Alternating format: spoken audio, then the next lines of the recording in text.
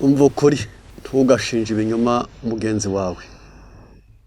Ni itegeko rya 9 ni muri Bibiliya, ni ukuva 20:16. Yesu igihe yabambwaga ntabwo yarikuyeho, riracyariho na bugingo n'ubu, nawe kandi urarikunda. Ntugashinje ibinyoma mugenzi wawe, ariko umva ukuri. Ntukavuga ibyo ukeka byose, jya witangira.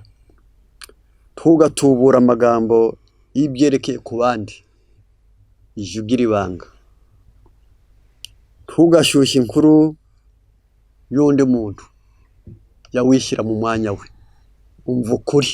Ntukabibe amateranyo, bitazakugaruka, utazahura n'inshuti ebyiri wazitandukanya zikakwanga zombi, inkuru yawe itazagera ahandi bagasanga uri umuntu mubi. 5, ntugasebye abandi. Agaciro kundi kajye kaba kawe, iyo bagayitse nawe uragayika.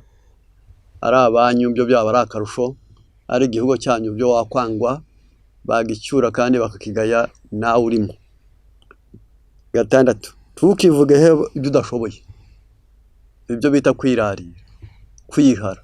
Yureka abandi bazabibona, aho kwivuga wavugwa n'abandi, kwishima washimwa n'abandi.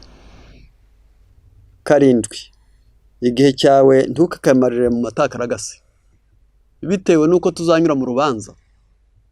Amagambo yose akagaruka ari ameza cyangwa mabi, nyabuna igihe cyawe ntukakimarire mu kuvuga amagambo abandi basigaho, kuko mu byo wavuze nta cyabunguye, nta cyabafashije, nta kizabagirira akamaro. Ntukavuge amatakaragasi cyangwa se amasikara cyicaro.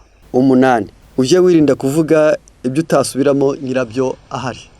Byitwa amazimwe, byitwa kubeshya, byitwa gusebanya.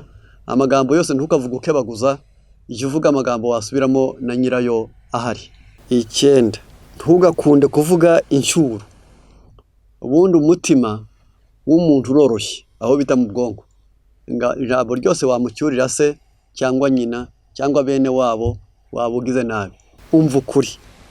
Ingingo ya 10, ntukicisha abandi amagambo.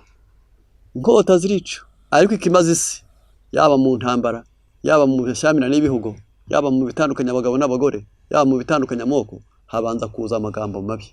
Ntukicisha abandi amagambo. Petero ya mbere 3:10, kuko byanditswe ngo ushaka gukunda ubugingo no gukunda iminsi myiza, abuze ururimi rwe rutavuga ikibi, n'iminwa ye itavuga iby'uburiganya. Umva ukuri. Ntugashinje ibinyoma mugenzi wawe.